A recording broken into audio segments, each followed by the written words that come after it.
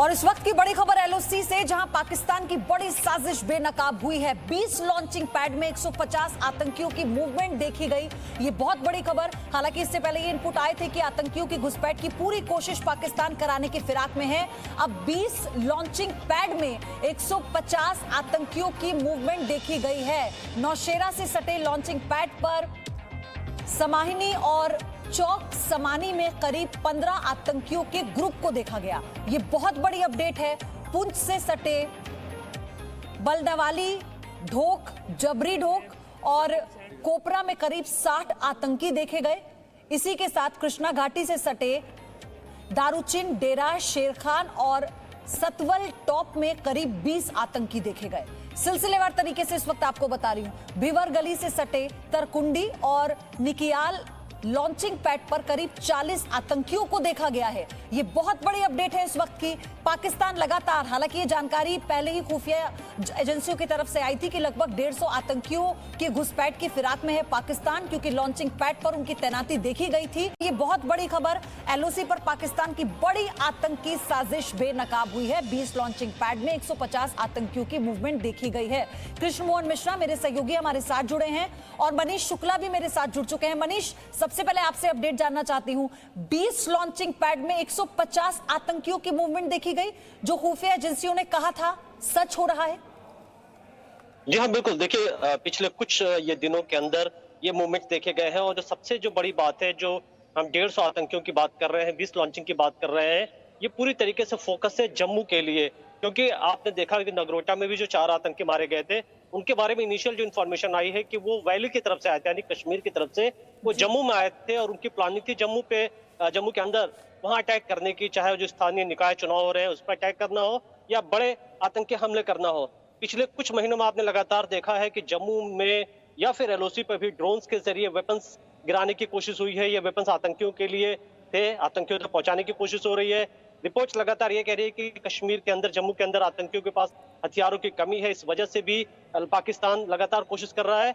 लेकिन जम्मू को लेकर के इस वक्त जो हम इंटेलिजेंस एजेंसीज की बात करें, ज्यादा कंसर्न है, क्योंकि ऐसा ही लगातार आतंकियों को इंस्ट्रक्शन दे रही है कि जम्मू पे ज्यादा फोकस करें, जम्मू पे ज्यादा आतंकी हमले करें। और हम जिन लॉन्चिंग पैड्स की बात कर रहे हैं, कुछ लॉन्चिंग पैड इंटरनेशनल बॉर्डर जो जम्मू से सटे हैं पाकिस्तान के, वहां पर है, लेकिन ज्यादातर एलओसी के पास है। और ये कोशिश हो रही है कि पाकिस्तानी सेना कवर फायर करे, सीज फायर वायलेशन करे और उसकी आड़ में इन आतंकियों को भारत के अंदर जम्मू कश्मीर में दाखिल कराया जाए। कृष्ण मोहन मिश्रा, लगभग 50 से ज्यादा कमांडर्स का खात्मा कर देना। आप सोचिए कि जो उनका पूरा गैंग है उसकी कमर तो ऐसे ही टूट जाती है, और ऑपरेशन क्लीन के तहत घाटी से चुन चुनकर आतंकियों का सफाया किया जा रहा है। यही तो बौखलाहट है कि अब आतंकियों की संख्या कम हो रही है तो उसे बढ़ा दो। पाकिस्तान इस समय बहुत ही डेस्परेटली कोशिश कर रहा है कि किसी भी तरह घाटी में और जम्मू कश्मीर में आतंकवादियों की घुसपैठ कराए और बड़ी आतंकवादी कार्रवाइयाँ करे। उसकी 2 वजह हैं। एक तो पिछले 2 साल में जो भारतीय सुरक्षा बल हैं, उन्होंने इतनी तेज़ कार्रवाइयाँ की हैं कि आतंकवादी जितने भी कमांडर्स हैं, जितने भी उनके बड़े नेता हैं, वो सारे मारे जा चुके हैं। हथियार उनके पास बचे नहीं हैं। और एक तरह धारा 370 को लगाए हुए करीब 1.25 साल हो रहा है। उसके विरोध में जो उनको उम्मीद थी कि बड़ी कार्रवाइयाँ कर पाएंगे, लोगों को भड़का पाएंगे, उसमें वो नाकामयाब रहे हैं।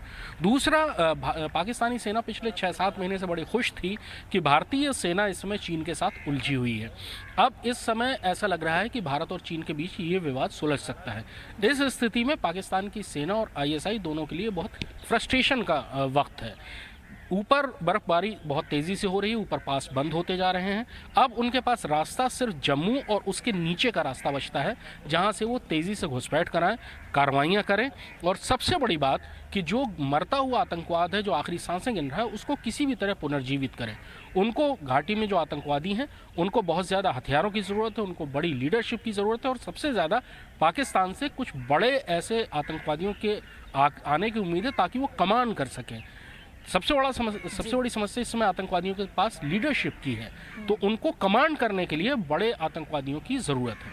नवंबर के पहले हफ्ते से ही ये इनपुट आने लगे थे कि पाकिस्तानी सेना, आईएसआई और आतंकवादियों का बहुत ज़्यादा असामान्य मूवमेंट देखा गया है और पूरे नवंबर में आने वाले दिनों में बहुत बड़ी कार्रवाइयों की अंदेशा खुफिया एजेंसियों ने जताया था।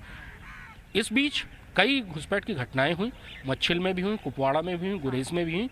और ये जो 4 आतंकवादी जिन्होंने आईबी से, ये माना जाता है कि इंटरनेशनल बॉर्डर से उन्होंने घुसपैठ की थी और बड़ी तादाद में हथियार लेकर वो कश्मीर की तरफ जा रहे थे कोई बहुत बड़ी वारदात करने के लिए, ये सब कार्रवाइयाँ उसी सिलसिले की एक कड़ी है। तो पाकिस्तान की तरफ से बड़ी घुसपैठ की कोशिश है, सीज फायर बड़ा वायलेशन। खुलासा हो जाना, ये जितनी बड़ी उपलब्धि थी उतना बड़ा ये खुलासा भी था कि कैसे इन आतंकियों की साजिश को हमने बेनकाब किया, ये बहुत बड़ी खबर थी। मैं आऊंगी आप दोनों के पास, लेकिन आतंकियों का जरा अंत का कैलेंडर आप देख रहे हैं जी न्यूज पर। देखिए साल 2014 कितने आतंकी मारे गए, 110 आतंकियों का अंत घाटी में किया गया।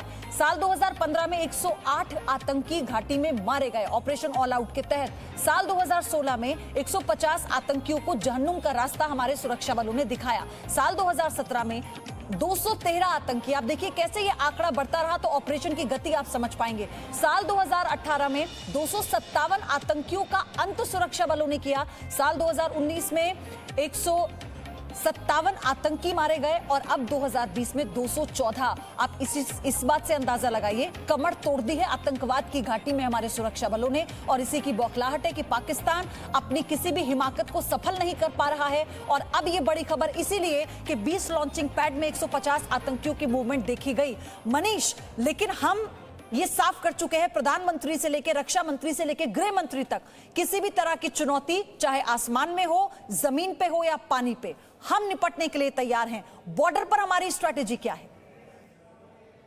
जी हाँ, देखिए, लेकिन एक बात और बहुत इंपॉर्टेंट है कि जब से 370 हटा है, पाकिस्तान पूरी दुनिया में ये कह रहा है कि कश्मीर के लोग खुश नहीं है, कश्मीर के लोग पाकिस्तान के साथ रहना चाहते। और ये जो स्थानीय निकाय चुनाव हो रहे हैं जम्मू कश्मीर में, दरअसल इससे पाकिस्तान और परेशान है, क्योंकि लोग पार्टिसिपेट कर रहे हैं इलेक्शन में, वहां पर बड़े लेवल पर लोगों के अंदर एक्साइटमेंट है। ये भी एक फैक्टर को आपको नहीं भूलना चाहिए, क्योंकि पाकिस्तान कहीं ना कहीं ये चुनाव शांतिपूर्ण नहीं होने देना चाहता। अगर आप पिछले 2-3 महीने में देखें तो लगातार चाहे वो काउंसलर हो, चाहे वहां सरपंच हो, उनको चुन चुन कर मारने की कोशिश हुई है, उनको डराने की कोशिश हुई है। उनको ये कहा गया कि किसी तरीके से जो भी डेमोक्रेटिक सिस्टम है भारत का, जम्मू कश्मीर का, उसमें वो पार्टिसिपेट ना कर सके। तो प्रधानमंत्री ने इस तरफ एक इशारा किया था, उन्होंने ट्वीट भी किया था। एक मीटिंग मिली थी जब नगरोटा में इतने ज्यादा वेपन्स मिले थे, 4 आतंकी मारे गए थे। और लगातार अगर हम अपने सिक्योरिटी एजेंसीज की बात करें या आर्मी की बात करें, पैरामिलिट्री फोर्स की बात करें, बीएसएफ की बात करें, वो काफी ज्यादा अलर्ट है। और ये भी एक रीजन है कि बड़ी संख्या में आतंकी घुसपैठ नहीं कर पा रहे हैं। उनके मूवमेंट जरूर हम देख रहे हैं, लेकिन जब भी कोशिश कर रहे हैं, ज्यादा आतंकी बॉर्डर पे या एलओसी पे मारे जा रहे हैं, तो ये एक बड़े राहत की बात है। मनीष, इसको ऐसे भी समझे ना कि आतंकियों का खात्मा करने से ज्यादा नुकसान तो उन्हें यह हुआ है कि लोगों ने 370 हटाने के बाद स्वागत किया। अमन चैन कैसे है घाटी में, ये बहुत परेशान कर रहा है पाकिस्तान में वहां पल रहे आतंकियों को। और सबसे बड़ी बात है कि जो पंचायत चुनाव होने हैं वो सुचारू रूप से ना हो पाए, इस फिराक में है पाकिस्तान, या यूं कहिए पाकिस्तान में पल रहे आतंकवादी। लेकिन वो अपने मंसूबे में कामयाब तो नहीं हो पाएंगे। बहरहाल आप दोनों का बहुत बहुत शुक्रिया, कृष्ण मोहन मिश्रा आपका भी, मनीष आपका भी। आपसे और अपडेट हम लेते रहेंगे। Presenting B News app available on Google Play and App Store. Download it now.